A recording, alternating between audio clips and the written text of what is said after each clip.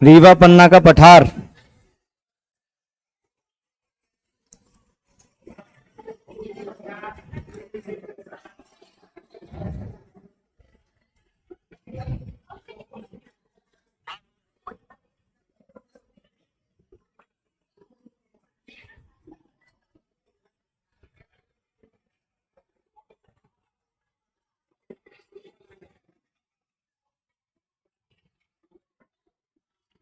हाँ भाई, देखें, कल मैंने कुछ मंत्री भी लिखाए थे आप लोगों को, है? तो बताएगा कोई कौन से मंत्री क्या? मैंने कल आपको 6 मंत्री लिखवाए थे, 5 से 6 याद करके लाए हो? हैं? बताओ, कल आई थी नहीं आई थी? आप बताओ, जो निर्मला भूरिया हैं उनके पास कौन कौन से जिले का प्रभार है? अच्छा, निर्मला भूरिया मध्य प्रदेश की कौन सी मंत्री हैं? बाल विकास, ठीक है। और ये बताओ कि जो हमने कल एक मंत्री पढ़े थे, कौन से? राजेंद्र शुक्ला, कौन से मंत्री हैं वो? उनके पास कौन सा मंत्रालय है?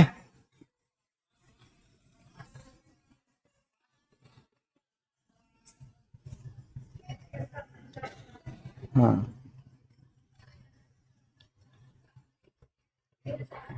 ठीक। आप लोग ये नोटिस करिएगा कि जैसे जो बच्चे चले जाते हैं या कहीं रेगुलर नहीं रहते, जब रिजल्ट आए ना, रिजल्ट, तब आप उसमें देखिएगा कि कितने बच्चे उसमें सफल हैं और कितने बच्चे असफल हैं जाने वालों में। एक बार चेक जरूर करिएगा, ध्यान रखिएगा शक्लें। और जब रिजल्ट आए एमपी पुलिस का या किसी दूसरे एग्जाम का, तो उनसे पूछिएगा क्यों भाई, पास हो गया क्या? नहीं आई समझ में क्या कहा मैंने? हाँ, एक बार चेक जरूर करिएगा कि मैं फिर कह रहा हूं, आपकी नौकरी सभी सब्जेक्ट्स को पढ़ने के बाद ही लगेगी। कोई ये समझ ले कि मैं मैथ मेरा बहुत अच्छा है तो मैं अपनी नौकरी ले लूंगा, तो आप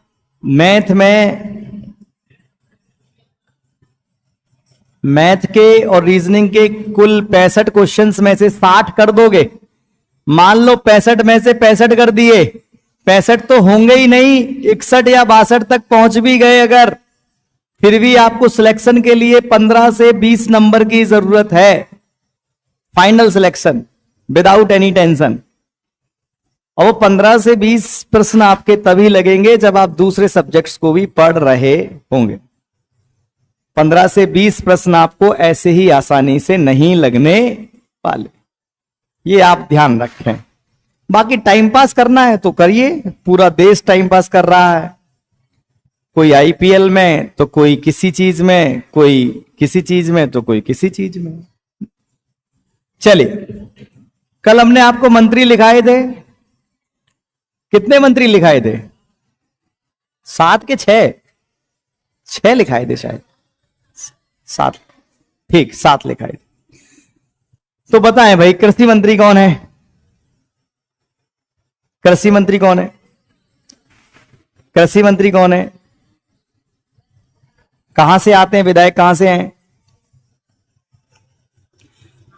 चलो तुम बताओ। स्वास्थ्य मंत्री कौन है? वित्त मंत्री कौन है? वित्त मंत्री, वित्त मंत्री कौन है? बता भैया, ऑनलाइन वाले ही बता पाएंगे, तुमसे नहीं हो रही पढ़ाई लिखाई। हाँ भाई,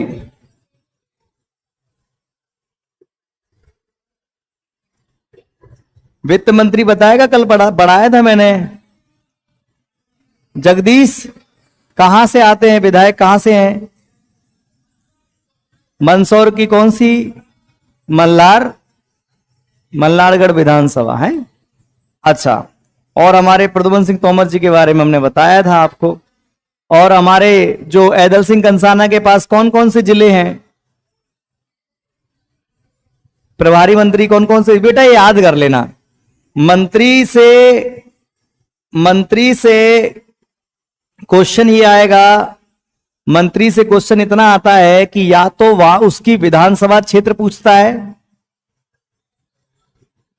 जैसे एक मंत्री हैं कैलाश विजयवर्गीय, कैलाश विजयवर्गीय इनका सरनेम है, ये इंदौर से विधायक हैं। इंदौर की एक सीट है, इंदौर एक, वहां से विधायक हैं। ठीक, इनके पास नगरीय विकास एवं आवास विभाग है। दूसरा, ये मध्य प्रदेश के संसदीय कार्य मंत्री भी हैं। हमको मंत्री से रिलेटेड तीन चीजें पता होनी चाहिए कि वो एक तो विधायक कहां से है, और दूसरा उसके पास किन जिलों का क्या है, प्रभार है। क्लियर है क्या? उनके पास किन जिलों का प्रभार है, हमको ये पता होना चाहिए, हर कीमत पे पता होना चाहिए। ठीक, अभी किन जिलों का प्रभार है ये अभी थोड़ी देर में बताएंगे आपको। ठीक है, जैसे उदय प्रताप सिंह, ठीक, जो उदय प्रताप सिंह हैं ये मध्य प्रदेश की गाडरवारा से विधायक हैं। कहां से विधायक है? मध्य प्रदेश की गाडरवारा। गाडरवारा कहां पर है? गाडरवारा तहसील है नरसिंहपुर जिले की। कौन से जिले की? कौन से जिले की? नरसिंहपुर। ये मध्य प्रदेश के परिवहन मंत्री हैं और ये मध्य प्रदेश के स्कूल शिक्षा मंत्री हैं।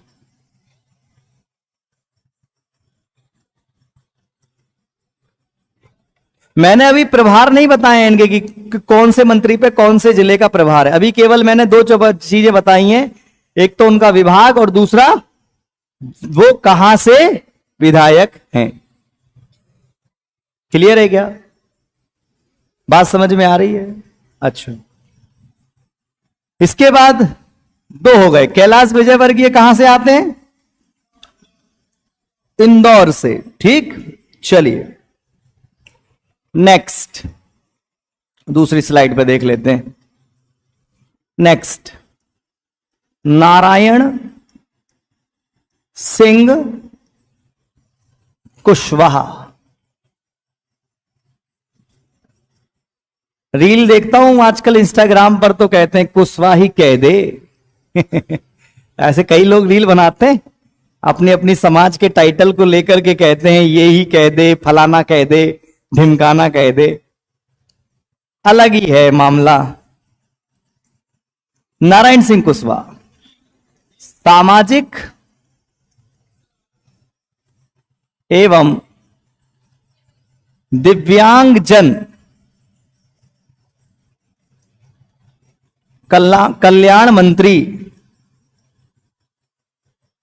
एक तो ये है इनके पास, दूसरा उद्यानिकी, तीसरा खाद्य प्रसंस्करण प्रसंस्करण फूड प्रोसेसिंग। और ये विधायक हैं ग्वालियर से।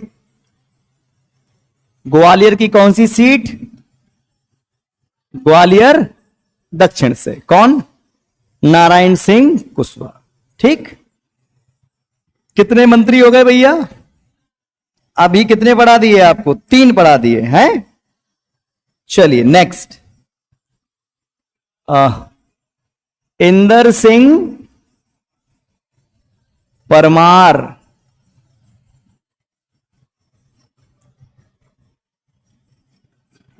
कौन से मंत्री हैं?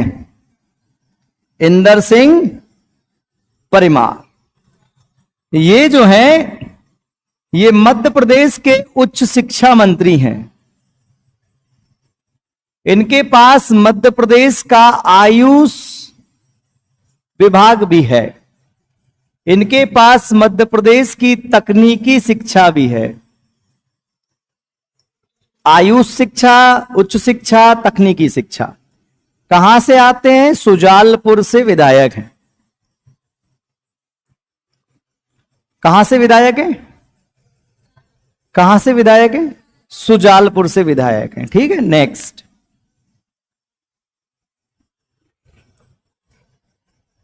चलिए दूसरी स्लाइड पे देख लेते हैं।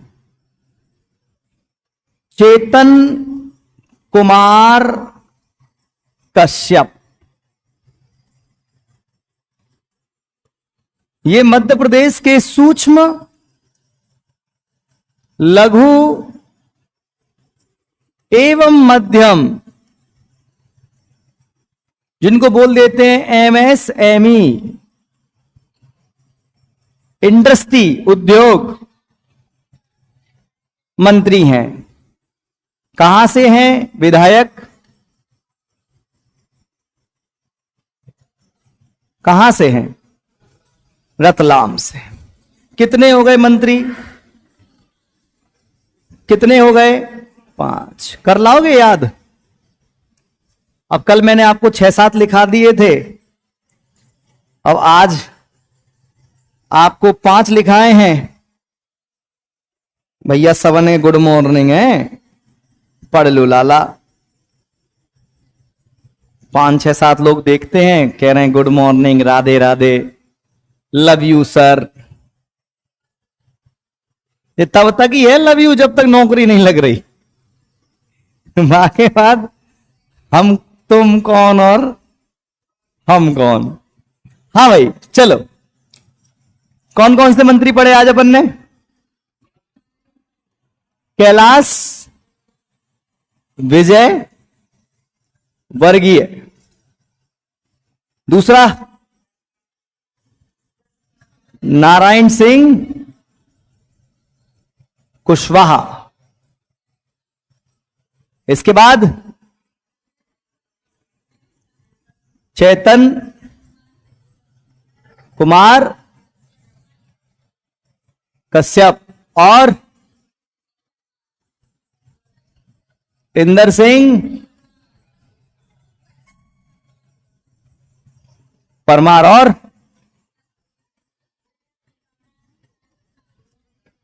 एक और पढ़ाया था, उदय प्रताप सिंह।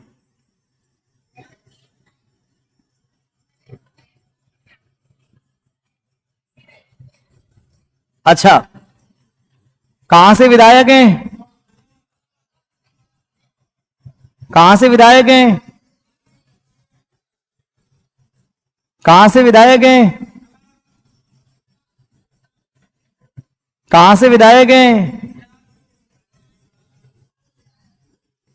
ये कहां से विधायक हैं? गाडरवारा कहां है?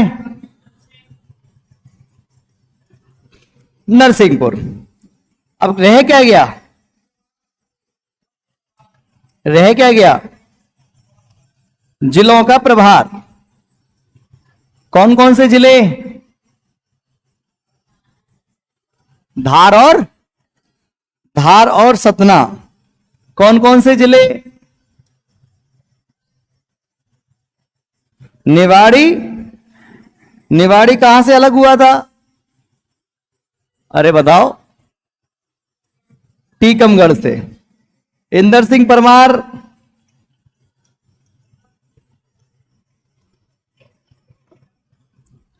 अरे इंदर सिंह परमार का उल्टा लिख दिया हमने।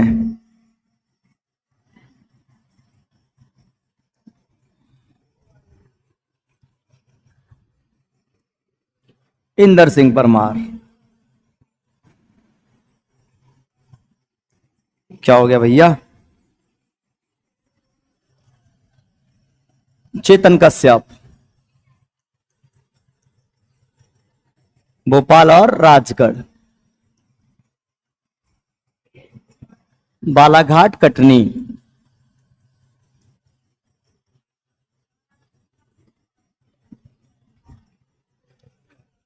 हाँ भाई, तो क्या समझ में आया?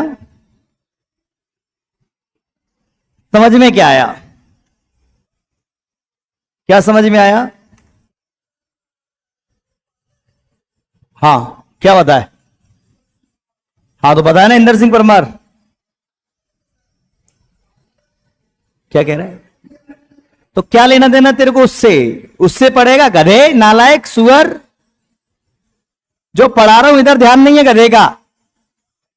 मोबाइल से ही पढ़ ले घर जाके। फिर क्यों आया इधर रविवार को मेरा टाइम खराब करने? बच्चे इतने चतुर हैं, जो पढ़ाया जा रहा है वो नहीं पढ़ रहे। अरे वो सर आपने पीडीएफ भेजी थी उसमें नहीं लिखा। अरे नहीं लिखा तो यहां तो लिखा है। अरे तो इधर देखना, जो पढ़ाया जा रहा है उस पर दिमाग लगा।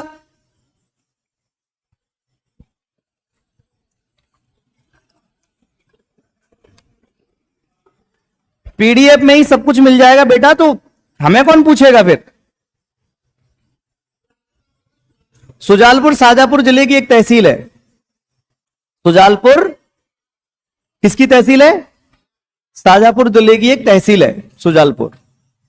जैसे हमारा डबरा है, डबरा एक शहर है, ऐसे ही सुजालपुर भी एक छोटा सा शहर है। कौन से जिले का? शाजापुर जिले का। तो ये याद कर लेना आप लोग, ठीक है?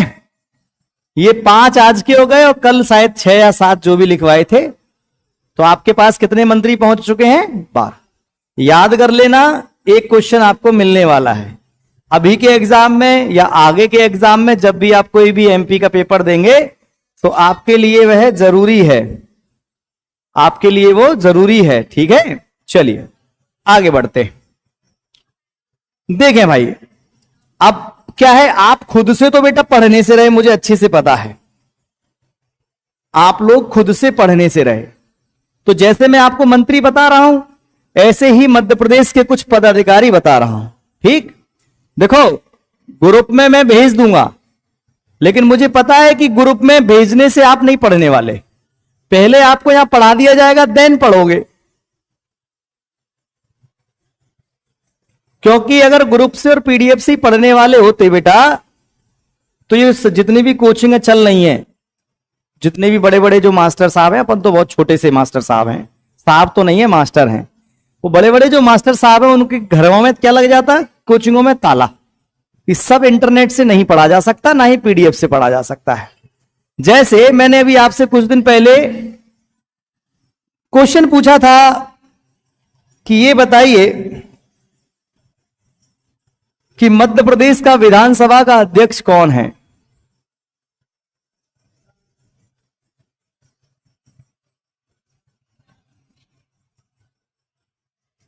मध्य प्रदेश का विधानसभा का अध्यक्ष कौन है? मध्य प्रदेश का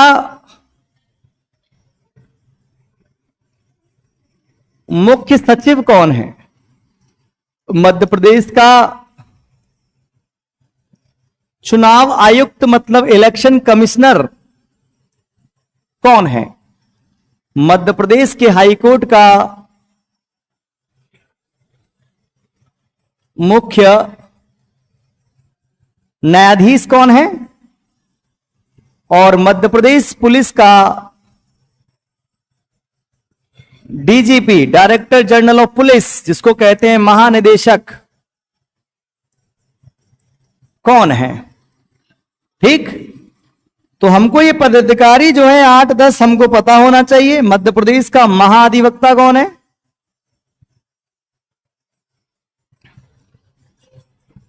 ठीक, और हमारे मध्य प्रदेश का महालेखाकार कौन है?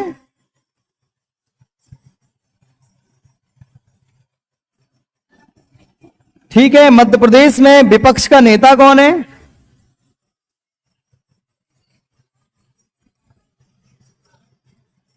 विपक्ष का नेता और विपक्ष का उपनेता दोनों। कि अगर नेता नहीं होगा तो कौन काम करेगा? उपनेता काम करेगा। कोई बता सकता है कि मध्य प्रदेश में विपक्ष का नेता कौन है? आप में से कोई बता सकता है क्या? कोई बता सकता है मध्य प्रदेश में विपक्ष का नेता कौन है? ऑनलाइन वालों में से अगर कोई बता पा रहा हो तो। मध्य प्रदेश में विपक्ष का नेता कौन है?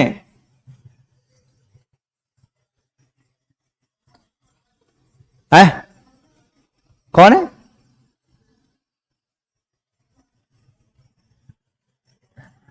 क्या बताएं तुम्हें बेटा। एक नेता है उमंग सिंगार, धार जिले की एक सीट है शायद गंधवानी, वहां से विधायक हैं। वर्तमान समय में विपक्ष के नेता वो हैं। उनसे पहले गोविंद सिंह जी थे, गोविंद सिंह जी, ठीक है। कमलनाथ भी रहे हैं, ठीक है। तो ये ध्यान रखना। चलो एक एक करके देख लेते हैं। इनमें से आपको कितनों के नाम पता है? इनमें से आपको कितनों के नाम पता है, बताइए।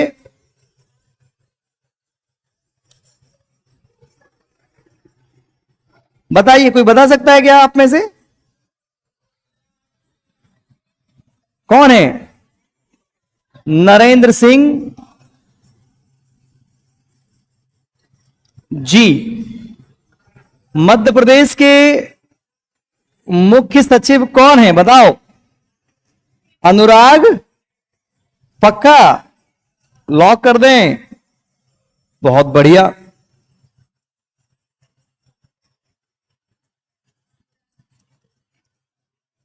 अच्छा, मध्य प्रदेश का निर्वाचन आयुक्त कौन है?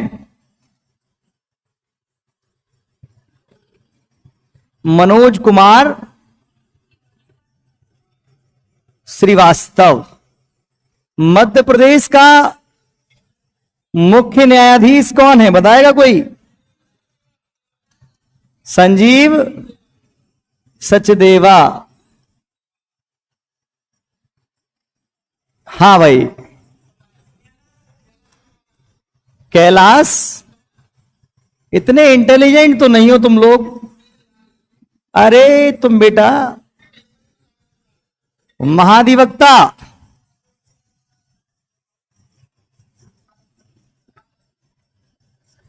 एक आध चेक कर लेना बेटा, है कोई बदल ना गया हो लेटेस्ट में अभी कुछ महीनों में, ठीक। एक बार चेक कर लेना। रविंद्र पत्तार। आपको पता है मध्य प्रदेश का महालेखाकार का ऑफिस कहां पर है? कहां पर है बताओ? हमने बताया था, आप कैसे भूल सकते हैं? ग्वालियर शहर में है। आपने ग्वालियर शहर में एक जगह सुनी होगी एजी ऑफिस, तो auditor general office, AG office कहते हैं, एजी ऑफिस वाला पुल, तो वो महालेखाकार का ही ऑफिस है, ठीक है। जिसके महानिदेशक जो है, मतलब जो मेन आदमी है, वो कौन है? रविंद्र पत्तार, ठीक है। अच्छा, और विपक्ष का उपनेता है हेमंत कटारे। हेमंत कटारे आपकी अटेर विधानसभा से विधायक हैं, है ना। तो ये भी याद हो जाएंगे आपको, ये भी याद हो जाएंगे। देखो भाई एक बात सुनो, जो विधानसभा है ना, इसका कार्यकाल नंबर से चलता है। जैसे पहली विधानसभा, दूसरी विधानसभा, तीसरी विधानसभा। तो जो अभी विधानसभा चल रही है उसका नंबर है 16वां। जब अगला चुनाव हो जाएगा 2028 में, तो कौन सी विधानसभा होगी? 17वीं। उसके बाद कौन सी? उसके बाद ऐसे ये सिलसिला चलता रहेगा। तो हमारी जो 16वीं विधानसभा है उसके वर्तमान अध्यक्ष कौन है? तोमर। कहां से विधायक है ये? दिमनी से, दिमनी मुरैना, ठीक। तो ये अभी उस विधानसभा के अध्यक्ष हैं, ठीक। अच्छा, एक चीज समझना, मैं आपको क्या समझाने की कोशिश कर रहा हूं। ये स्पीकर हैं। वर्तमान में स्पीकर कौन है विधानसभा का?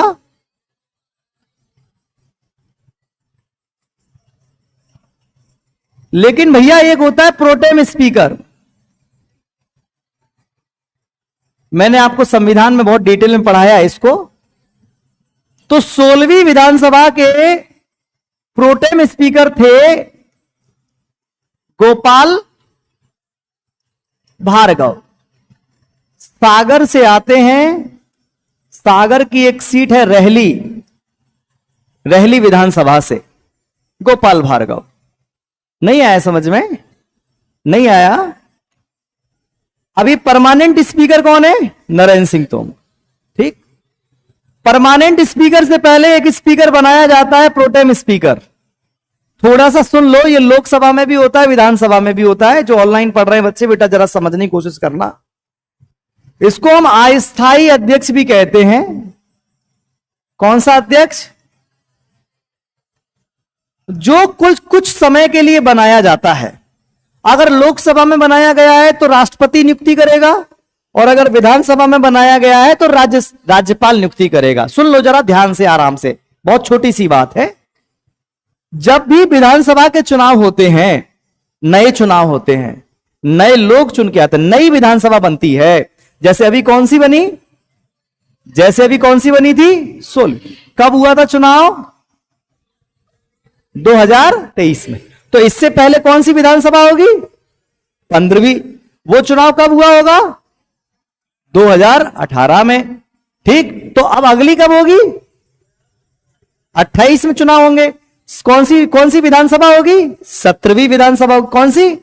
17वीं। मान लो कि जब 17वीं विधानसभा का चुनाव हो जाएगा तो सारे विधायक जो है वो दोबारा से शपथ लेंगे, नया चुनाव लड़के आएंगे, है ना? नया चुनाव लड़के आएंगे। तो भैया उनको शपथ दिलाने के लिए उस अध्यक्ष की कुर्सी पर एक आदमी चाहिए। अब मुझे ये बताओ, जब सभी नए नए हैं तो शपथ कौन दिलाए? तो उन्हीं में से किसी एक व्यक्ति को क्या बना दिया जाता है? क्या बना दिया जाता है? जिसका काम होता है केवल और केवल नए सदस्यों को जो चुनाव जीत के आए हैं उनको क्या दिलाना? कि मैं ईश्वर की शपथ लेता हूं कि इस, देखो मन से तो वो कुछ और बोलते हैं लेकिन वास्तव में कुछ और बोलते हैं, मतलब शब्दों में कुछ और कहते हैं कि मैं ईश्वर की शपथ लेता हूं कि इस संविधान की सुरक्षा रक्षा करूंगा, इस संविधान के अकॉर्डिंग काम करूंगा, ये सब कहते हैं। लेकिन अंदर ही अंदर क्या कहते हैं? कि मैं ईश्वर की शपथ लेता हूं कि मैं केवल अपना उद्धार करूंगा, अपने परिवार के लोगों का उद्धार करूंगा, भयानक भ्रष्टाचार करूंगा और इतना पैसा कमाऊंगा कि मेरे बच्चे विदेशों में पढ़ेंगे और तुम्हारे बच्चे जो हैं वो रैलियों में जाएंगे, रेलों में जाएंगे और तलवार निकाल करके घूमेंगे और इसकी जय और उसकी जय फलाना और ढिमका बोलते रहेंगे। मेरे बच्चे विदेशों से, लंदन से, पेरिस से और जाने कहां कहां से डिग्रियां करेंगे और तुम्हारे बच्चे यहां की यूनिवर्सिटी में बैक पे बैक, बैक पे बैक, बैक पे बैक का पेपर देते रहेंगे, फॉर्म भरते रहेंगे, हम नौकरी में धांधली करते रहेंगे, सीटें बेचते रहेंगे। ऐसी शपथ वो मन के अंदर लेते हैं और बाकी इस दुनिया के सामने। तो उन सभी नई विधानसभा के मेंबर्स को शपथ दिलाने के लिए एक व्यक्ति चाहिए, और जब शपथ दिला दी तो सारे कौन बन गए? विधायक। तो जो एक व्यक्ति शपथ दिला रहा है उसको तो कौन दिला देगा? राज्यपाल। उस एक व्यक्ति को बना देंगे और वो उस व्यक्ति प्रोटेम स्पीकर की नियुक्ति करेगा। प्रोटेम स्पीकर का क्या काम है? शपथ दिलाना। परमानेंट होता है क्या? नहीं, थोड़े से समय के लिए होता है। कहां कहां होता है? लोकसभा में और विधानसभा में, क्योंकि लोकसभा भी नंबरिंग के हिसाब से चलती है और विधानसभा भी नंबरिंग के। तो 16वीं विधानसभा के प्रोटेम स्पीकर कौन थे? गोपाल भार्गव। बहुत बड़े नेता हैं और बहुत बड़े नेता हैं, मतलब लगातार 9वीं बार विधायक बने। 9वीं बार, समझ रहे हो आप कितना होता है? रहली विधानसभा से, सागर के अंदर रहली विधानसभा आती है, प्रोटेम स्पीकर। तो ये पदाधिकारी याद हो जाएंगे आपको? नहीं होंगे तो फिर कोई दिक्कत ही नहीं है, जिसे हो जाएंगे वो नौकरी ले लेगा। ठीक है, चलो आगे बढ़े। तो ये मैंने आपको करंट के हिसाब से चीजें बता दी। अब पढ़ते हैं अपन जो टॉपिक आपको कल छोड़ करके गए थे, वहां से अपन फिर से चालू करते हैं। आपको कहां छोड़ा था कल? हमने रीवा पन्ना के पठार पर छोड़ा था। पढ़ा दिया था उसको पूरा कि रह गया था कुछ? पढ़ा दिया था। अच्छा, नहीं पढ़ाया वो तो जरा समझ लेना। अच्छा, एक चीज और सुन लो जरा,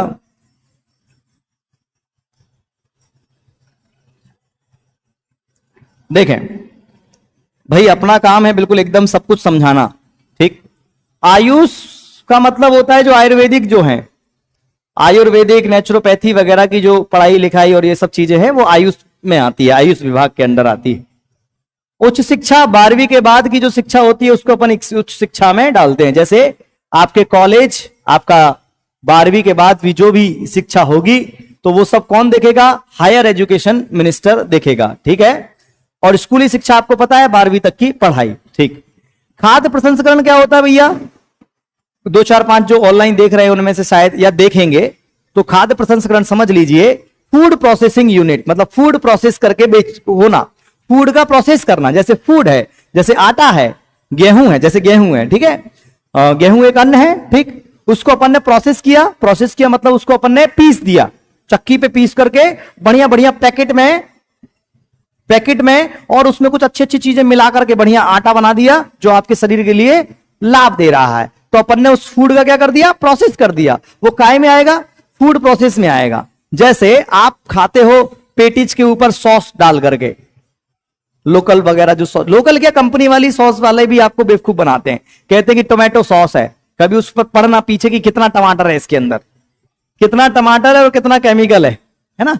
तो जब वो आप 10 रुपए की जो पेटीज लेते हो, 10 या 20 रुपए की, फिर उसको ऐसे खोल करके उसमें ऐसे सॉस भर लेते हो बिल्कुल ऐसे, तो वो सॉस जो है वो टमाटर से बना है ना। तो अब वो भी काय में आएगा? फूड प्रोसेसिंग में आएगा। तो समझ पा रहे हो क्या आप फूड प्रोसेसिंग क्या होता है, खाद्य प्रसंस्करण क्या होता है? हम जैम बनाते हैं, ये सब काय का है? फूड प्रोसेसिंग है। आलू का चिप्स जो पैकेट के अंदर मिलता है वो भी काय का उदाहरण है? काय का उदाहरण है? फूड प्रोसेसिंग का, कि अपन ने फूड को क्या कर दिया? प्रोसेस करके दूसरा फूड बना दिया। क्लियर है? तो उद्यान की तो आपको समझते ही हैं। सोशल और जो दिव्यांग जन जो हैं, जो अपाहिज वगैरह होते हैं, उनको हमारे देश के प्रधानमंत्री ने नया नाम दिया दिव्यांग। वैसे अपन विकलांग कहते थे, अब उनको बोल दिया दिव्यांग, ठीक है। चलिए, और ये तो आपको पता ही है कि फूड प्रोसेसिंग क्या होता है। इसके अंदर कुछ दिक्कत तो है ही नहीं। जो नगरों का विकास करेंगे, स्मार्ट सिटी वगैरह बनाएंगे, और बन चुकी है स्मार्ट सिटी, आपको पता ही है। नहीं बन, तुम्हें नहीं पता? अरे स्मार्ट सिटी बन चुकी है ग्वालियर, तो क्या बढ़िया, कितना सुंदर शहर है। एक भी गड्ढा नहीं है शहर के अंदर, एक भी गड्ढा नहीं है। लगभग कोई ट्रैफिक की व्यवस्था सुविधा इतनी अच्छी हो गई है। एलिवेटेड रोड पूरी बन चुकी है, हवाई हवा में चलता है आदमी। एक तो उड़ने वाली कार अपने बाड़े से उड़ती है और पूरे शहर में घूमती है। कितना तो स्मार्ट बन चुका है शहर अपना। ऐसे तो बनाने थे, 2015 में घोषणा की थी और सरकार ने इतना अच्छा काम किया कि 1000 स्मार्ट सिटी बना के रख दी। हाँ, तुम लोगों को नहीं दिख रहा, वो तुम लोग देशद्रोही हो, तुमको नहीं दिख रहा, हमें तो दिखता है। हमारा शहर में एक भी गड्ढा नहीं है, बहुत बेहतरीन शिक्षा दीक्षा है। जिवाजी यूनिवर्सिटी इतना अच्छा काम करती है कि ग्रेजुएशन करने से पहले ही आपकी मार्कशीट भी दे देती। चलिए वापस लौटते, कल हम पढ़ रहे थे आपका अपना रीवा पन्ना का पठार। कौन सा पठार? मैंने आपको टेलीग्राम ग्रुप में जितने भी भौगोलिक क्षेत्र मैंने आपको पढ़ाए, ठीक, उनका अक्षांश और देशांतर की स्थिति मैंने आपको भेज दी। अगर आप रट पाओ तो उसको घर जाकर के रट लेना, ठीक है। जितना याद रख सको उतना याद रख लेना, कि अगर पूछ ले तो टिक लग जाए बस, ठीक। वो मैंने आपको ग्रुप में भेज दिया। यहां मैं पढ़ा था तो उसमें टाइम जाता, वो मैंने आपको ग्रुप में भेज दिया, आप उससे पढ़ लेना, समझ लेना। कल हम रीवा पन्ना का पठार पढ़ रहे थे और हमने खनिजों में आपको बताया था कि रीवा पन्ना के पठार में चूना पत्थर और हमको जिप्सम और हमको हीरा, ये सब हमको देखने को मिलता है। देखो चूना पत्थर है तो इसलिए रीवा पन्ना के पठार में कौन सा उद्योग होता है? सीमेंट का उद्योग होता है। हीरा है तो कौन सा उद्योग होगा? हीरा उद्योग होगा। हीरे को तराशने वाले जो केंद्र हैं वो बने होंगे, ठीक। कहां पर? रीवा पन्ना के पठार में। हम इसको रीवा पन्ना के पठार को एक नाम से और पुकारते हैं जिसका नाम है विंध्यन कगारी प्रदेश या पठारी प्रदेश या प्रदेश। तो आप इसको, अगर आपसे विंध्यन कगारी पठार या विंध्यन कगारी प्रदेश भी पूछ ले तो चक्कर ना, मतलब किसकी बात हो रही है? रीवा पन्ना के पठार की बात हो रही है। जैसे मैंने आपको अभी कुछ दिन पहले वो पढ़ाया था, एक प्रदेश पढ़ाया था, मध्य भारत का पठार पढ़ाया था ना, पढ़ाया था ना, मध्य भारत का पठार पढ़ाया था। तो इसका एक अन्य नाम है चंबल, इसका एक अन्य नाम है चंबल उप आर्द्र प्रदेश। तो अगर आपसे चंबल उप आर्द्र प्रदेश की बात चल रही है तो मतलब किसकी बात चल रही है? मध्य भारत के पठार की बात चल रही है। जैसे अगर विंध्यन कगारी प्रदेश की बात चल रही है तो मतलब किसकी बात चल रही है? रीवा पन्ना के पठार की बात चल रही है। मैंने आपको कल यह भी बताया था कि नहीं बताया था, लेकिन अब बता रहा हूं, इस क्षेत्र में किसका शासन रहा है? बघेल वंश का। इस क्षेत्र में किसका शासन रहा है? गुप्त वंश का। यहां से रीवा पन्ना के पठार से क्षेत्र से गुप्त काल के मंदिर मिले हैं। कौन मिला है भैया?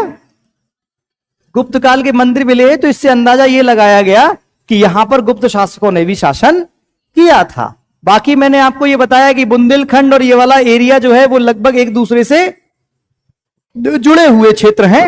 तो यहां पर चंदेल शासकों का भी, बुंदेलखंड पर भी और इसके भी किसी हिस्से पर चंदेल वंश के शासकों ने भी शासन किया। और फिर वही वाली बात आ जाएगी, चंदेल वंश के शासन काल में ही दो सेनापति हुए। कौन? दक्षराज के पुत्र आला उदल। कौन? आला उदल, जिनकी कहानियां चारों दिशाओं में फैली हुई हैं, है ना। और जगनिक नाम के एक लेखक हुए हैं, कवि हुए हैं। मैं आपको पढ़ाते वक्त, जो भी ऑनलाइन मुझे 150 लोग देख लेते हैं, उनके लिए भी कह रहा हूं, मैं आपको पढ़ाते वक्त इतना सारा फैक्ट देने की कोशिश करता हूं, वो इसीलिए क्योंकि कुछ दिनों बाद ही पेपर है। तो मैं जल्दी जल्दी आपको बहुत सारी बातें बता देना चाहता हूं कि क्या पता कौन सी बात पूछ ली जाए। तो आप ध्यान से सुना करो। मैं इसीलिए इतना डिटेल्ड में आपको बता रहा हूं। और जब ये पेपर की डेट निकल जाएगी, फिर प्रॉपर एक बड़े फॉर्म में आपको एक एक टॉपिक और अच्छे विस्तारित रूप में पढ़ाया जाएगा, जिसमें आप चाहे फिर एमपी एसआई दे लेना, चाहे एमपी पुलिस दे लेना, और चाहे कोई सा पेपर दे लेना, आपको सब जगह काम में आएगा वो, है ना। अभी जैसा पढ़ा रहे हैं वैसा पढ़िए। मैं ये बता रहा हूं कि आला उदल, ये बताया था मैंने आपको। इसको आप बुंदेलखंड के पठार में भी पढ़ते हैं और थोड़ा बहुत आप रीवा पन्ना के पठार में भी पढ़ेंगे, क्योंकि वो एरिया तो एक ही है। हमने तो भूगोल के हिसाब से बांट दिया उसको।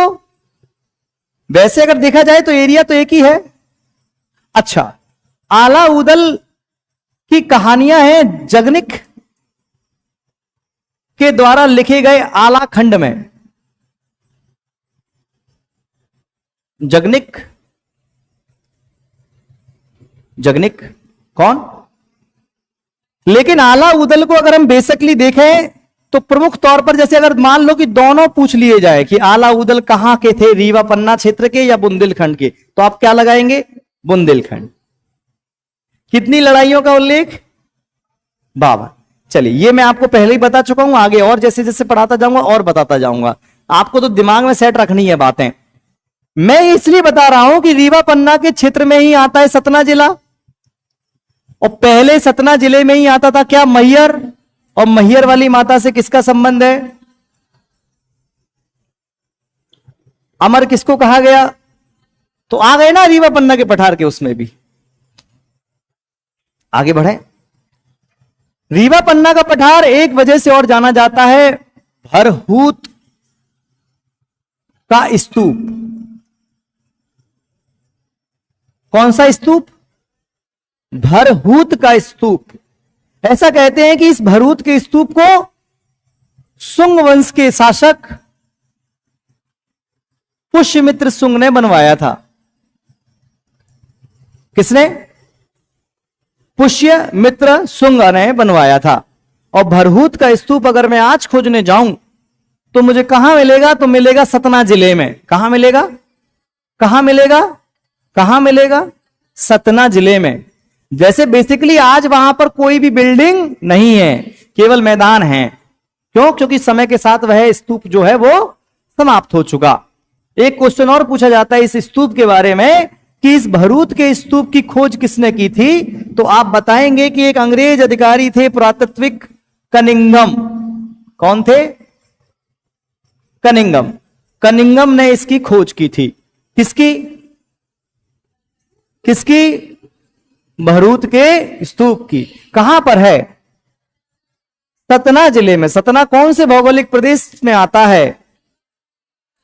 रीवा पन्ना के पठार। रीवा अपने झरनों के लिए जाना जाता है, ठीक। पन्ना में भी ठीक ठाक मात्रा में झरने वरने हैं। पन्ना में मैं क्या कह रहा हूं आपसे, आप जितना पढ़ लेंगे उतना आपको आगे आसानी होगी, जितना अभी जान लेंगे। जैसे एक राष्ट्रीय उद्यान है जिसका नाम है पन्ना राष्ट्रीय उद्यान। कौन सा? तो वो पन्ना राष्ट्रीय उद्यान कौन से प्रदेश में होगा? कॉमन सेंस है, कॉमन सेंस है। क्लियर है क्या? आगे बढ़े हैं? चल, अच्छा, रीवा में गुड़ तहसील, आगे वाली स्लाइड पे देखते हैं। चलो, रीवा में एक बहुत पुराना स्थान है जिसको बोलते हैं त्योंथर। त्योंथर नाम की एक जगह है जो अपनी प्राचीनता के लिए फेमस है। त्योंथर। रीवा का गोविंदगढ़ का किला बड़ा फेमस है।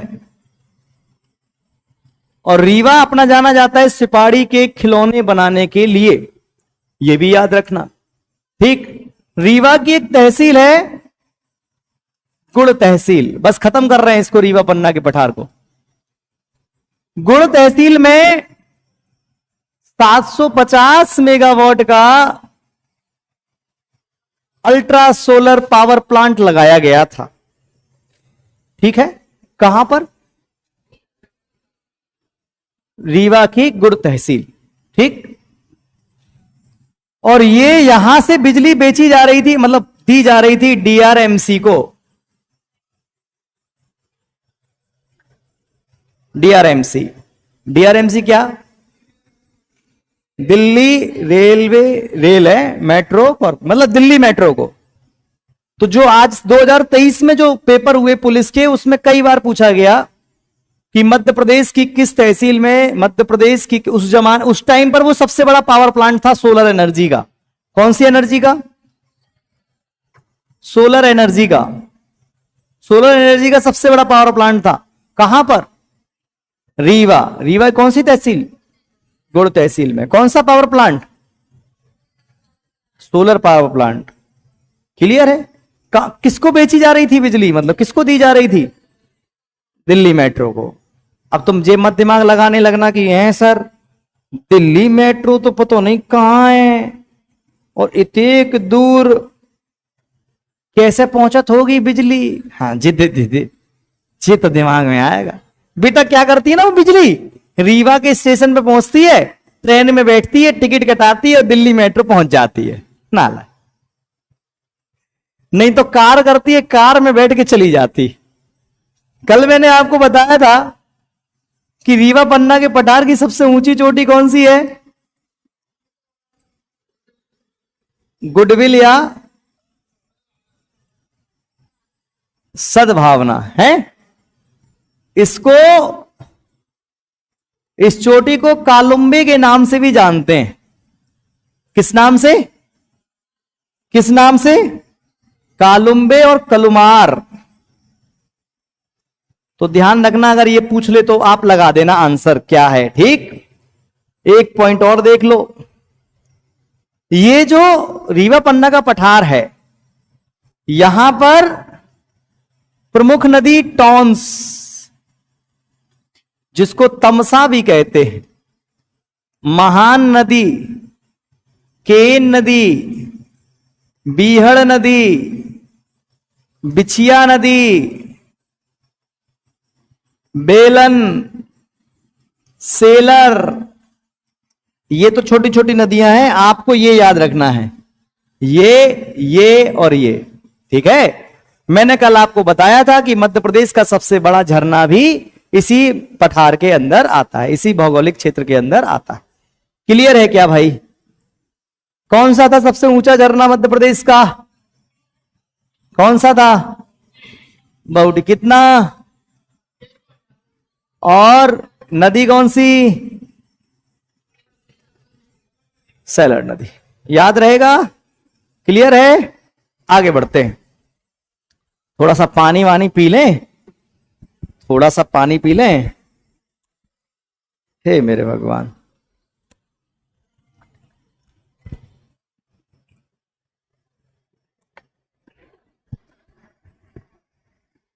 तुम लोग कहते हो कि कंपटीशन बहुत है सर। तुम खुद का कंपटीशन अपने आसपास देख लो। टोटल 80 बच्चों में से लगभग 40 बच्चे बैठे हैं पढ़ने के लिए, हैं? 40 बच्चे आ रहे हैं पढ़ने, और पेपर 30 तारीख को है। अपनी क्लास में लगभग 70 से 80 बच्चे बैठते हैं डेली। मैं तो रोज आकर गिनता हूं। आते ही मेरा सबसे पहला काम है, मैं पहले गिनता हूं बच्चों कितने बैठे हैं। तो 70-80 बच्चों में से केवल अभी 40 बच्चे बैठे हैं। आप कहते हो कि सर बहुत कंपटीशन है, इतना कंपटीशन है कि सर मर जाएंगे, नौकरी कैसे लगेगी? कोई कंपटीशन नहीं। अब तो पहले से कम है कंपटीशन।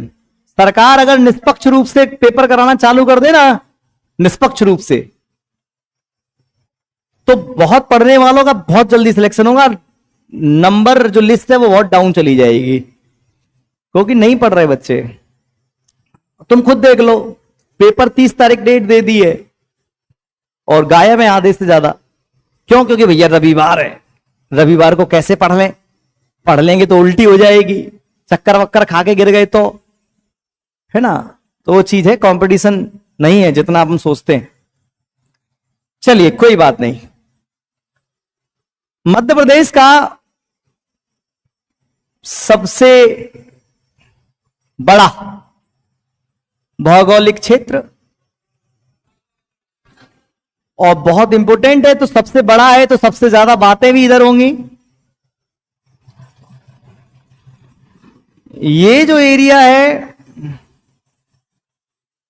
लगभग लगभग यही एरिया है। इसको हम मालवा का पठार कहते हैं। कौन सा पठार?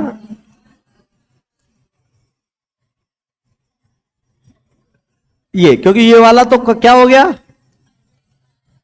ये ऊपर वाला तो क्या हो जाएगा इधर से मध्य भारत का। तो यहां का भी ये गुना वाला जो एरिया है ये भी, और थोड़ा सा सागर भी आ जाएगा इसी में। इसको मालवा का पठार कहते हैं। मध्य प्रदेश का लगभग 28% एरिया इसने घेर रखा है। क्षेत्रफल की बात करें तो 88,222 किलोमीटर स्क्वायर एरिया है। क्लियर है? मालवा का पठार मध्य प्रदेश का एक बड़ा महत्वपूर्ण पठार है और मध्य प्रदेश के लगभग 28% एरिया को घेरे हुए है। और इसका निर्माण ऐसा कहा जाता है कि लावा से हुआ है। लावा, किसी जमाने में करें कि भूकंप आया होगा, ज्वालामुखी वालामुखी फट गए होंगे आज से लाखों वर्ष पहले, तब इस एरिया का निर्माण हुआ होगा। कहा जाता है कि दक्कन ट्रैप की चट्टानें,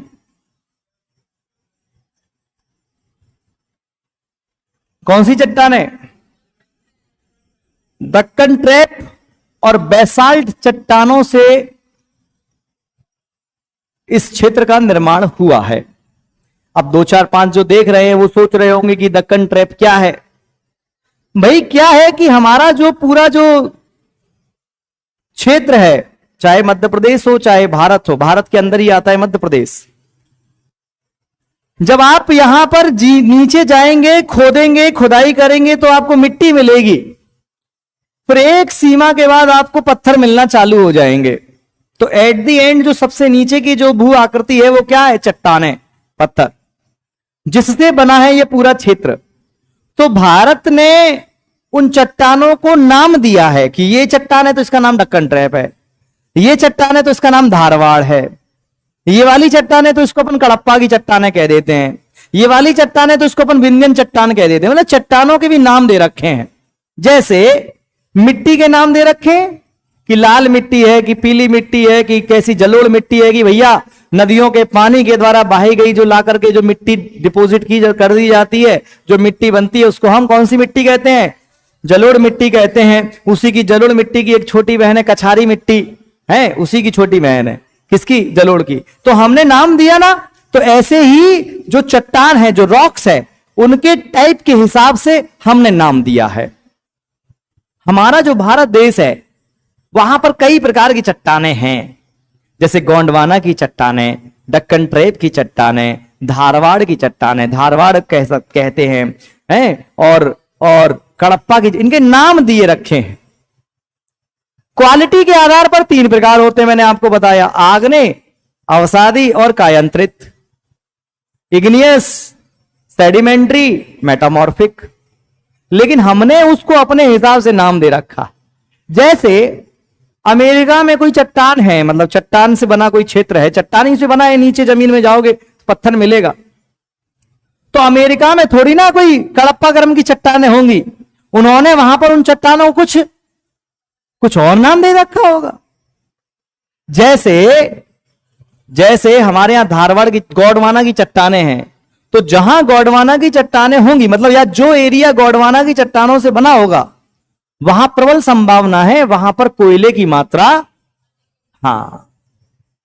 होगी। तो ज्यादातर कोयला गोंडवाना क्रम की चट्टानों में मिलता है, तो हमने उसको नाम दे दिया गोंडवाना। कुछ पल्ले पड़ रहा है आपको? तो ऐसे ही मैं बता रहा हूं कि जो मालवा का जो पठार है वो दक्कन ट्रैप और बेसाल्ट चट्टानों से बना है हुआ है, जिसके दक्षिण में नर्मदा घाटी है, जिसके पश्चिम में राजस्थान लगता है। राजस्थान और गुजरात नाम के 2 राज्य लगते हैं। मालवा के पठार के पश्चिम में अगर हम जाएंगे तो हमको एक पर्वत श्रेणी देखने को मिलती है, जिसको हम कौन सी पर्वत श्रेणी कहते हैं? पढ़ा चुका हूं मैं आपको, अरावली की पहाड़ियां देखने को मिलती हैं इसकी तरफ। और अगर मैं इस तरफ जाऊंगा तो यहां पर मुझे मिलेगा रीवा पन्ना का पठार, और अगर मैं इस तरफ चला जाऊंगा तो मुझे मध्य भारत का पठार मिलेगा, इधर बुंदेलखंड का पठार मिलेगा। हमको ये दिशाएं पूरी रटी होनी चाहिए। अगर मैं मालवा के पठार और सतपुड़ा मेघाल श्रेणी के बीच की बात करूं तो यहां कौन सा प्रदेश आ जाता है? नर्मदा घाटी। अच्छे से समझना, मालवा का पठार जो है वो भौगोलिक दृष्टिकोण से मध्य प्रदेश का सबसे बड़ा भौगोलिक प्रदेश है, जिसमें इंदौर, उज्जैन, देवास, मंदसौर, ये वाला हिस्सा मंदसौर का, गुना का ये वाला हिस्सा, गुना, थोड़ा सा गुना, राजगढ़, आगरमालवा, उज्जैन, रतलाम, ये आदि जिले उस प्रदेश में, क्षेत्रों में आते हैं। ठीक। मालवा जो है, यहां की जलवायु है समशीतोष्ण। मालवा में सर्दी और गर्मी समान मात्रा में देखने को मिलती है। समझ लीजिए अच्छे से। जैसे ही टॉपिक लिख लीजिए, जितना लिख पा रहे हो उतना लिख लीजिए, बाकी नहीं लिख पा रहे हैं, टॉपिक जैसे ही खत्म होगा उसी दिन शाम के समय आपको ज्यादा से ज्यादा लिखा हुआ हम आपको भेज देंगे। हम ये भेजने की इसलिए नहीं कहते ज्यादातर कि फिर लिखते नहीं है बच्चे, फिर आलसी हो जाते हैं कि आ ही जाएगा तो अब काहे लिखें, हाथ ने कष्ट कौन दें, उंगली टूट के गिर गई तो लिखते वक्त। और हमें पता है कि जब हम आपको भेजेंगे तो आप नहीं पढ़ने वाले, मोबाइल का डाटा मोबाइल में ही रह जाता है। आपको आज से 10 से 15 दिन पहले हमने मंत्रियों की पीडीएफ भेज दी थी, वो भी मध्य प्रदेश शासन की वेबसाइट से लेकर। आप में से किसी भी एक व्यक्ति ने मंत्री पूरे याद नहीं किए। हमें पता है ना कि हम पीडीएफ भेजेंगे तो आप में से कोई नहीं याद करने वाला, इसलिए हम ज्यादातर पहले समझाते हैं। मध्य प्रदेश में मालवा क्षेत्र की जो जलवायु है वो खेती की दृष्टिकोण से बहुत अच्छी है, इसीलिए इसे गेहूं की डलिया कहते हैं।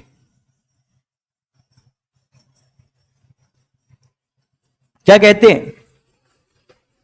यहां पर मिट्टी जो है वो आपको बेसिक काली मिट्टी देखने को मिलती है। कौन सी मिट्टी? वर्षा, बारिश। बारिश कोई बहुत अच्छी स्थिति नहीं है बारिश की।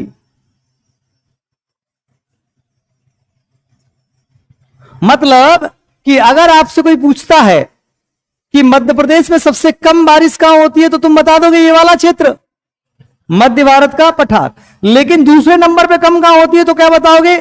मालवा का पठार, कम बारिश देखने को मिलती है।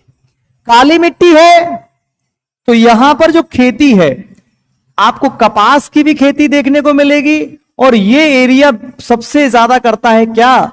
सोयाबीन और गेहूं। जलवायु अच्छी है ना? जलवायु इतनी अच्छी है इधर की कि इस वाले क्षेत्र की जलवायु को विश्व की सबसे अच्छी जलवायु, विश्व की सबसे अच्छी जलवायु कहा था किसने? एक चीनी यात्री फाहियान ने।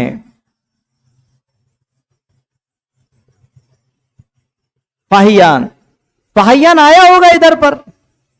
अच्छा बताइए, फाहियान किसके शासनकाल में भारत आया था? किस वंश में आया था? वंश बताओ पहले। है मौर्य वंश। मौर्य वंश लॉक कर दें। फाहियान आया था बेटा गुप्तों के काल में। और किसके शासनकाल में आया था? चंद्रगुप्त मौर्य। चंद्रगुप्त द्वितीय, विक्रमादित्य। चंद्रगुप्त विक्रमादित्य अर्थात चंद्रगुप्त द्वितीय। इतिहास में 3 चंद्रगुप्त हुए हैं। कितने? कितने? एक हुआ है चंद्रगुप्त मौर्य, जो कि ईसवी से पहले की बात है, और फिर उसके लगभग 300 वो घटा दो, फिर 300 वो चल लो, लगभग 500, 550, 600 साल बाद दूसरा चंद्रगुप्त हुआ है। इतना अंतर है तीनों में। उसके शासनकाल में आया था कौन? फाहियान। और फाहियान ने कहा कि यहां की जलवायु विश्व की सबसे अच्छी जलवायु। पागल हो गया होगा थोड़ी देर के लिए, कहता और मर गए, इतनी अच्छी जलवायु, इतना बेहतरीन, इतना अच्छा मौसम। आगे बढ़े। अरे यहां की जलवायु इसीलिए ऐसी है कि देखो, ये मालवा है, इधर क्या है? गुजरात है, और गुजरात के पास में क्या है? समुद्र। समुद्र है ना? तो समुद्र की वजह से यहां की जलवायु ऐसी है। समुद्र की वजह से ऐसी जलवायु है इधर की। उसका प्रभाव हमारे ऊपर भी, मालवा पर भी उसका प्रभाव पड़ता है। उसकी जलवायु पर वहां का प्रभाव पड़ता है। अपन तो इतने बैठे हैं, अपन पे कहूं को प्रभाव नहीं है। अपन तो अमर हैं एक तरह से, इधर बैठे हैं, कोई दिक्कत नहीं। भयानक गर्मी, भयानक सर्दी, सब झेल जाते सब। बस किसी की ऐठ नहीं झेल पाते। हो कहू ने कछु नेक टेढ़ी बात कर दी तो जी नहीं झेल पाते। बाकी तो क्या, अपना क्षेत्रीय जहां सबसे ज्यादा भंडारे होते, मैंने तो नहीं देखे भैया इतने भंडारे कहीं। हर चीज का भंडारा होता है। चलो वापस आए मालवा के पठार पर। मालवा के पठार की जलवायु बेहतर होने की वजह से वहां की खेती किसानी भी बेहतर स्थिति में है। मालवा के पठार की जलवायु को विश्व की सबसे अच्छी जलवायु चीनी यात्री फाहियान ने कहा था। मालवा के पठार की जो सर्वश्रेष्ठ जलवायु फाहियान ने कहा था, वह किसके शासन काल में आया था? चंद्रगुप्त विक्रमादित्य द्वितीय के शासन काल में। क्लियर है क्या? चंद्रगुप्त नाम का शासक था, चंद्रगुप्त नाम का शासक था अपना गुप्त वंश का है। उसके नाम के पीछे लगा है विक्रमादित्य। हालांकि मैं फिर कह रहा हूं, मैं इसलिए आपको सारे फैक्ट साथ में क्लियर करा रहा हूं क्योंकि पेपर में समय कम है, नहीं तो ये गुप्त वंश का टॉपिक है। विक्रमादित्य, विक्रमादित्य जो है वो उज्जैन मालवा का एक शासक था। कौन? विक्रमादित्य। सुनते चलना, उतना ही सुनना जितना बहुत जरूरी है। विक्रमादित्य इस एरिया का शासक था, उज्जैन देवास वाले एरिया का, जिसे आज आप मालवा के नाम से जानते हैं। मालवा अब तो बहुत बड़ा, वो एक राजा था, स्थानीय राजा। कौन कौन? विक्रमादित्य। जब हमारे देश पर, हमारा देश तो मतलब देश तो बाद में बना है, वर्तमान का जो देश है और जो वर्तमान का मध्य प्रदेश मालवा वाला एरिया है, जब इस एरिया पर एक विदेशी शासक शक्ति, जिसको हम किसके नाम से जानते हैं? शक शासकों के नाम से, जब इन विदेशी शासकों ने हमला किया, तब बड़े बड़े राजा इनसे हारे, लेकिन मालवा का एक जो स्थानीय राजा था जिसका नाम था विक्रमादित्य, ये जीता। समझ में आया? ये जीता और उसने इस जीत की खुशी में विक्रम संवत चलाया।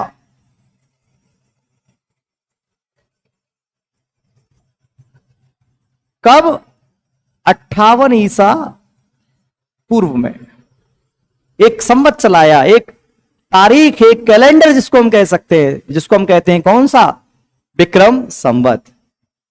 जब पंडित जी कथा करने आए तुम्हारे घर है, और जब वो कहेंगे ले आओ संकल्प, ले आओ, तो नारियल वारियल धरे, तो जब वो बोले पूरा मंत्र, नाम लीजिए, गोत्र का नाम लीजिए, फिर अंत में जब वो बोलते हैं विक्रम संवत 2000, जैसे अभी चल रहा है 2025, तो 2025 में जोड़ दो 58, तो कितना? 2083 या 84 चल रहा होगा, 84 ऐसा कुछ चल रहा होगा, सर्च कर लेना कौन सा विक्रम संवत चल रहा है।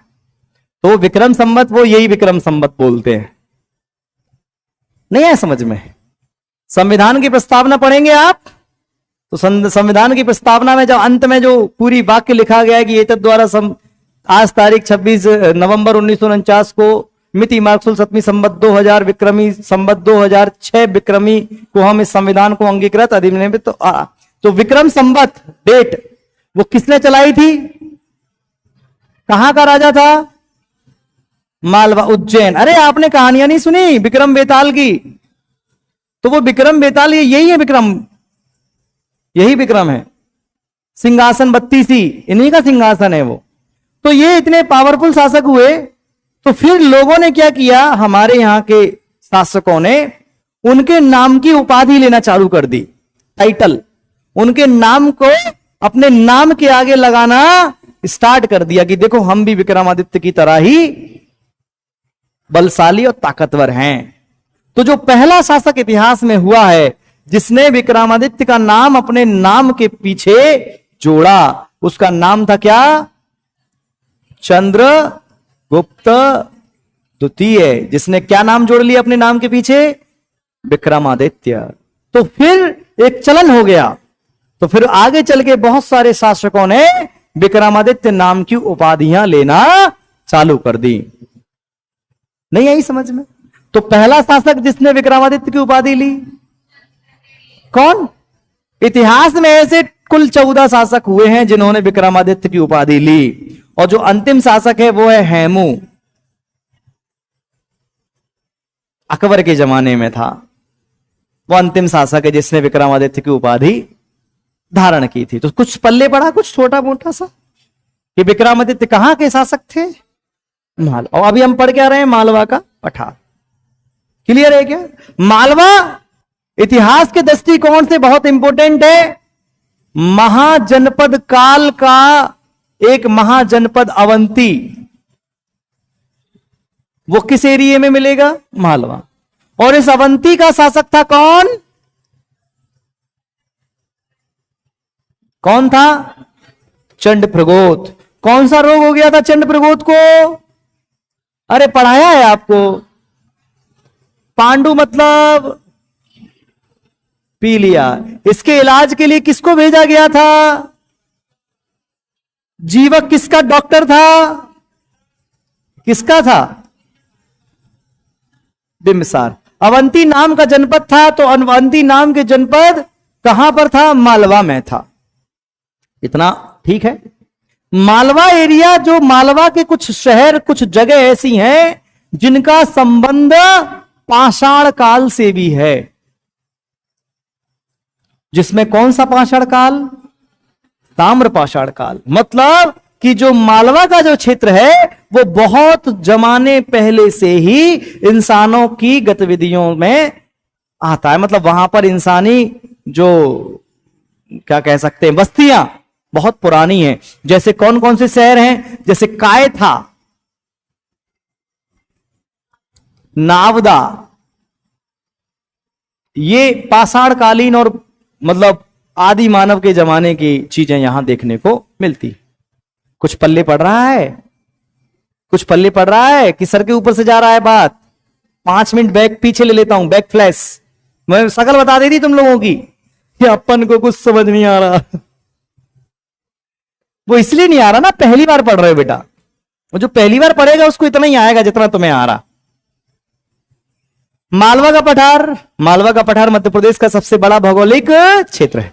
लगभग 28% एरिया है। और एरिया मतलब अगर डाटा में देखें तो 88,222 स्क्वायर किलोमीटर।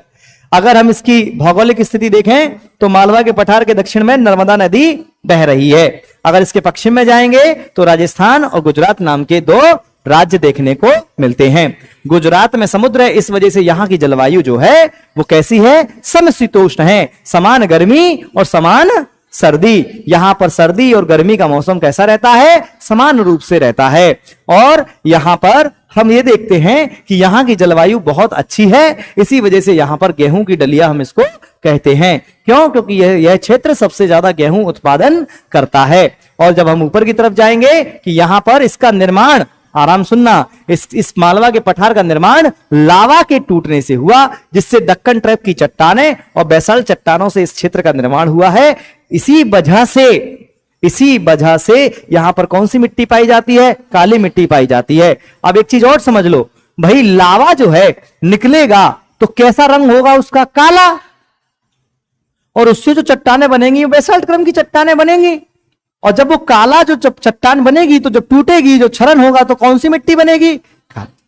हम ये देखते हैं कि लगभग पूरे ही मध्य प्रदेश में, पूरा ही मध्य प्रदेश, लगभग पूरा ही मध्य प्रदेश ज्वालामुखी के उद्गार से किसी लाखों वर्षों पहले इसका निर्माण हुआ होगा। इसीलिए मध्य प्रदेश में सबसे ज्यादा पाई जाने वाली जो मिट्टी है वो कौन सी है? काली मिट्टी है। किसी क्षेत्र में बहुत काली मिट्टी मिलेगी, किसी क्षेत्र में थोड़ी कम काली, और किसी क्षेत्र में थोड़ी और कम काली। 3 वैरायटियां मिलती हैं। नहीं आ रही बात समझ में? आ रही है बात समझ में? और जहां काली मिट्टी मिलेगी वहां पर आपको कौन सा खेती मिलेगा? कपास मिलेगा। और यह मालवा का पठार सोयाबीन की खेती के लिए भी जाना जाता है। आगे हम आपको टेलीग्राम ग्रुप में कौन से जिले में कौन सी फसल प्रमुख है वो आपको भेज देंगे कि सबसे ज्यादा गेहूं कहां होता है, सबसे ज्यादा चावल कहां होता है मध्य प्रदेश में, कौन सा जिला सबसे ज्यादा प्याज उत्पादित कर रहा है, कौन सा जिला कपास उत्पादित कर रहा है। तो ये हम आपको भेज देंगे, तो आप उसमें से रट लेना। लेटेस्ट, एकदम लेटेस्ट डाटा भेज देंगे। तो अभी तक क्या समझ में आया? फिर हमने मालवा के पठार का थोड़ा इतिहास जानना चाहा कि मध्य प्रदेश के मालवा के पठार का जो इतिहास है वो बहुत, अगर हम मध्य प्रदेश के किसी दूसरे हिस्से से तुलना करें तो सबसे पुराना इतिहास है कहां का? मालवा के पठार का। कैसे? अरे मन नहीं लग रहा है तो क्लास बंद कर दें क्या? नहीं, बता दो। वैसे भी रविवार है आज, हमारा तो कोई रविवार नहीं है, हम तो लगातार 2 रविवारों से आपको पढ़ाने आ रहे हैं। और जिस दिन अगर किसी बाई चांस किसी बहुत जरूरी काम से नहीं भी पढ़ाने आए तो आपको उस दिन का वीडियो लेक्चर मिल जाएगा। हम आएंगे रात बिरात जब भी समय मिलेगा, 1 घंटे का बना करके, 2 घंटे का, 3 घंटे का रिकॉर्ड करके आपको भेज देंगे। आपका नुकसान नहीं होना चाहिए, मतलब आपके नुकसान से मतलब नहीं है। मेरे को सेटिस्फेक्शन रहेगा कि मैंने अपना काम जितना मैं कर सकता था उतना मैंने किया, बाकी बच्चे जाने और उनकी मेहनत जाने। बात समझ में आई? मुझे अपने आप को सेटिस्फाइड करना है। देवता आदमी नहीं हूं मैं कि 2-4 सोचे कितना अच्छा मास्टर है, वो हमारी कितनी चिंता है। तुम्हारी कम चिंता है, खुद की ज्यादा चिंता है कि अगर मैंने गलत, मतलब अगर मैंने अपना काम अच्छे से नहीं किया तो मुझे अच्छा नहीं लगेगा, अंदर से खराब लगता है कि यार देखो तुमने उल्लू बना दिया। तो अंदर से वो आत्मा मुक्के मारने लगती है पेट के अंदर कहती है नीच आदमी। तो इसीलिए अच्छा, हमने मध्य प्रदेश के इतिहास की बात करें तो मध्य प्रदेश का ये मालवा का जो क्षेत्र है, ये किसी दूसरे प्रदेश से ज्यादा धनी है इतिहास के दृष्टिकोण से। आप ध्यान रखो, मैंने आपको जब इतिहास पढ़ाना स्टार्ट किया था तो मैंने आपको बताया था कि इंसान जानवरों की भांति रहता था, कच्चा मांस खाता था, पेड़ों पे रहता था, खुले में रहता था एकदम। फिर उसको आइडिया आया कि पानी बरस रहा है, दिक्कतें हो रही हैं, तो आश्रय ले लिया जाए। तो आश्रय उसने कहां लिया? पहाड़ों के बीचों में, गुफाओं में। तो मैंने आपको बताया ना कि भीमबेटका की गुफाएं, जो कि यूनेस्को की काय में शामिल है, विश्व विरासत में। ये भी किस क्षेत्र में मिलेंगी आपको? मालवा के रायसेन जिले में। तो मैं ये बता रहा हूं कि मालवा के पठार का मानव इतिहास बहुत पुराना है, पाषाण युग से लेके वर्तमान तक। पाषाण युग, इसीलिए सबसे ज्यादा बड़े बड़े राजवंश प्रारंभ में कहां आए? इसी क्षेत्र में आए, इसी क्षेत्र में उन्होंने शासन किया, चाहे फिर वो मौर्य वंश के भी शासक हों, शुंग वंश के भी शासक हों। इसीलिए यहां पर अवंती बना। क्यों? क्योंकि बहुत जमाने पहले से यहां पर मानव बस्तियां बस चुकी थी। ताम्र पाषाण कालीन बस्तियां हमको देखने को इधर पर मिलती हैं। कुछ समझ में आ रहा है आपको? अच्छा, इसी के मालवा के पठार के नीचे ही कौन सा भौगोलिक प्रदेश लगा है? नर्मदा घाटी। तो जब मानव का इतिहास इधर पुराना है तो इधर भी थोड़ा बहुत पुराना होगा। आगे जब पढ़ेंगे इसके बारे में तो और देखेंगे। अच्छा, किसने कहा था कि मध्य मालवा के पठार की जो जलवायु है, कितने इंटेलिजेंट हो? मध्य प्रदेश का कौन सा भौगोलिक प्रदेश सोयाबीन सबसे ज्यादा पैदा करता है? और जो सोयाबीन की चाप तुम लोग खाते हो आजकल, है सोयाबीन की चाप नहीं खाते? अरे सुनो, वो कुछ सोयाबीन से नहीं बन रही है, वो बन रही है मैदे से। और तुम लोग सोचते हो सोयाबीन से बनी है, प्रोटीन है इसके अंदर, तो नुकसान नहीं करेगा। अपने यहां पर पैसा कमाने के चक्कर में आदमी सब भूल जाता है, और अगर बात आ जाए शो ऑफ करने की तो अपने से बड़ा देशभक्त कोई नहीं है। व्हाट्सएप स्टेटस, रैली, झंडा, और देशभक्ति अपन ने कोरोना के टाइम में देख ली। 50 पैसे का टैबलेट लोगों ने 10-10, 20-20 रुपए में बेचा। 200 रुपए का इंजेक्शन लोगों ने 20-20 हजार में बेचा। 10 रुपया के टमाटर लोगों ने 50-50 रुपए में बेचे। ये देशभक्ति है। जबकि मुसीबत के वक्त तो और चीजें बढ़ा देनी चाहिए थी। यार गरीब है, इसको जरूरत है, ले जा भैया ले जा, तू अपना काम चला ले। नहीं नहीं नहीं नहीं, अपन ने कहा आपदा में अवसर। ये देशभक्ति है हमारी। असल देशभक्ति तो अलग है। मर जाता है इंसान, अस्पताल में धन लेते हैं, उससे पैसा वसूलते हैं, ये देशभक्ति है। और अभी देशभक्ति की बात आ जाए तो हमसे बड़ा कोई देशभक्त सिर्फ बातों में, किताबों में, और हमसे बड़ा कोई धार्मिक भी नहीं है। हाल कर देंगे, फलाने की जय, ढिमकाने की जय। देखें, जो मालवा का पठार है, मालवा का पठार जाना जाता है एक नदी की वजह से। एक नहीं कई सारी नदियों की वजह से। मालवा के पठार से ही मध्य प्रदेश की सबसे ज्यादा नदियां निकलती है। नहीं आई बात समझ में? क्या कहा मैंने? मालवा के पठार से ही सबसे ज्यादा नदियां निकलती हैं, जिनमें सबसे प्रमुख नदी कौन सी है? दूसरी प्रमुख नदी कौन सी है? हाँ, छिपरा, पार्वती, बनास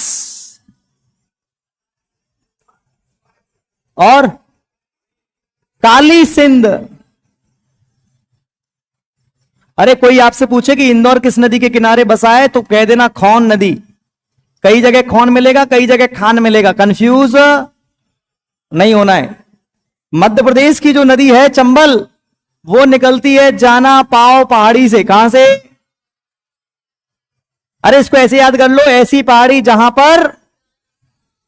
पर जाना पाव पहाड़ी, ठीक।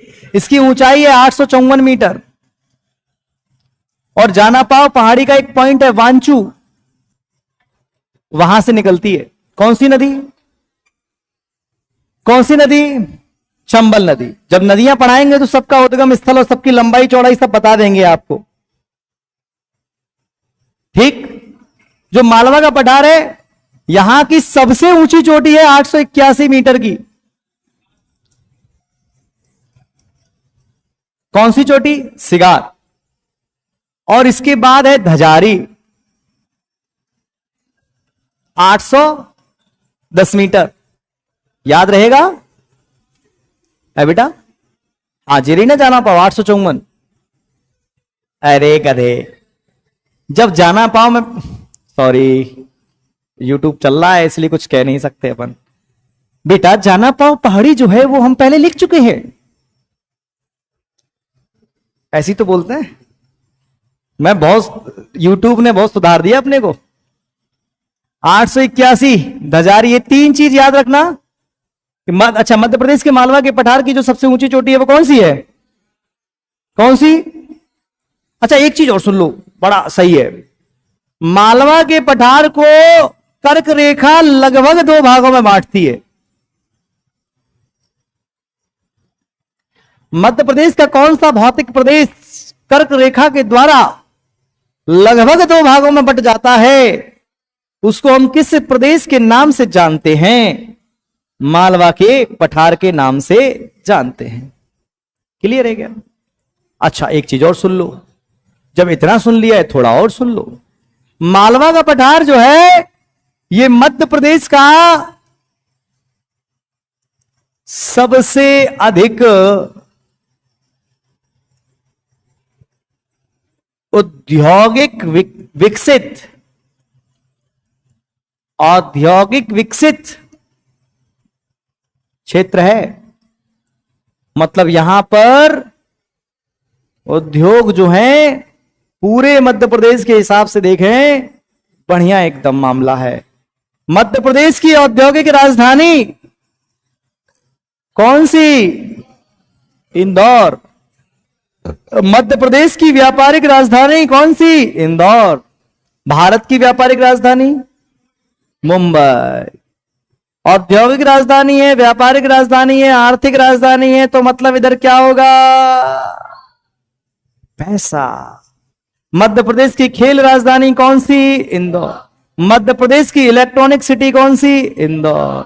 और मध्य प्रदेश का इंदौर शहर पिछले 8 वर्षों से लगातार पहले नंबर पर है। काय में? स्वच्छता में। काय में? तो क्या सरकार ने कुछ किया होगा इधर? थोड़ा बहुत किया होगा। ज्यादातर कौन करता है? जनता करती। जनता यहां की अवेयर है, बहुत ठीक ठाक मात्रा में अवेयर है, जागरूक है। अपन यहां तो का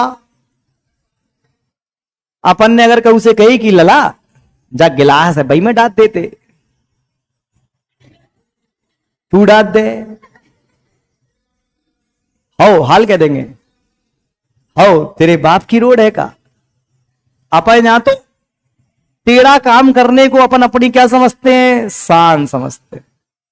कौए समझा नहीं सकते। बदलाव कोई नेता, वास्तविकता में कोई नेता सरकार नहीं लाती बेटा, बदलाव लाती है वहां की जनता। अगर वो रूल फॉलो कर रही है, चीजें शेयर अच्छे से कर रही है। लेकिन हमारे यहां की अधिकतर लोगों की मेंटेलिटी क्या है? रूल तोड़ेंगे फिर अपने आप को समझेंगे क्या? 30 मार खाएंगे। देख वहां लिखा था थूकना मना है, देख थूक के आ रहा हूं। दूसरा वाला कहेगा वाह दम तो है तेरे अंदर। लगातार 8 वर्षों से स्वच्छता सर्वेक्षण में पहले नंबर पे है। ठीक, क्लियर है?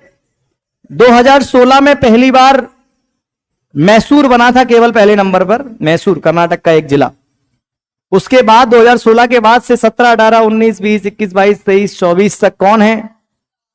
इंदौर। याद रखना, इंदौर जिले के पास में है धार जिला, और धार जिले में जगह है पीथमपुर। आखिरी चल रहा है मामला। धार जिले में कौन सा? आपके यहां कौन सा? मालनपुर। धार में कौन सा? आपके यहां कौन सा? पीथमपुर इंडस्ट्रियल एरिया पूरे भारत में फेमस है। और पूरे भारत में फेमस है काय की वजह से? अपने ऑटोमोबाइल्स बिजनेस की वजह से। ऑटोमोबाइल, एक जगह में आज से लगभग 7-8 साल पहले पढ़ा रहा था, तो हमने कहा ऑटोमोबाइल बिजनेस। हमने कहा ऑटोमोबाइल मतलब क्या? तो वो कह रहे कि सर ऑटो में बैठ के मोबाइल चलाना। अरे मैंने कही मासूम बच्चों, ऑटोमोबाइल मतलब जो दो पहिया के वाहन नहीं है, बाकी जो वाहन है, ऑटोमोबाइल कार वगैरह जो होती हैं, इसीलिए इसे भारत का डेट्राइट कहते हैं। भारत के किस शहर को डेट्राइट कहा जाता है? भारत का पीतमपुर। डेट्राइट क्या है बेटा? डेट्राइट अमेरिका का एक शहर है जो कार बिजनेस के लिए, ऑटोमोबाइल बिजनेस के लिए बड़ा फेमस है पूरे विश्व में। डेट्राइट क्या है? अमेरिका का एक शहर है। काय के लिए फेमस है? ऑटोमोबाइल बिजनेस के लिए। तो हमारे यहां कौन सा शहर है? पीतम, इसलिए इसको भारत का डेट्राइट। मध्य प्रदेश का सूखा बंदरगाह कहते हैं, सूखा बंदरगाह कहते हैं किसको? पीथमपुर को। ड्राई पोर्ट कहा जाता है। देखो बंदरगाह कहां स्थित होते हैं? पानी के किनारे। बंदरगाह क्यों फेमस होते हैं? क्योंकि क्या होता है वहां से?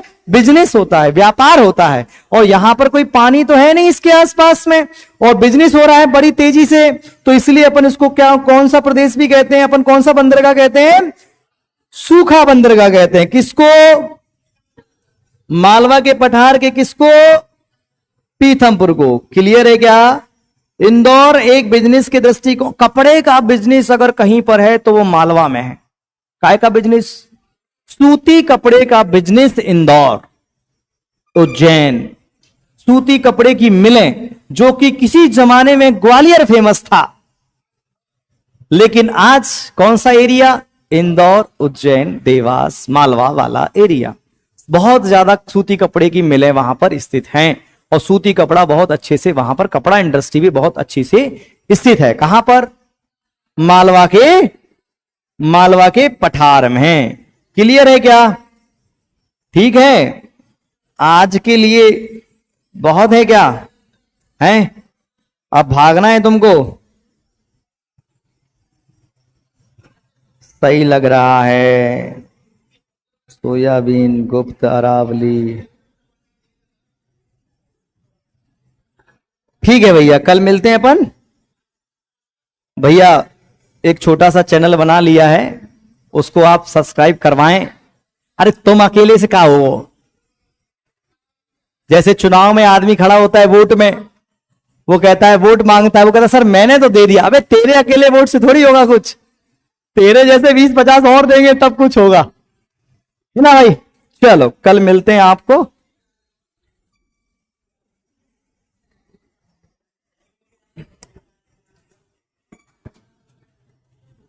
स्टॉप स्ट्रीमिंग लिखा होगा, उस पर क्लिक कर देना।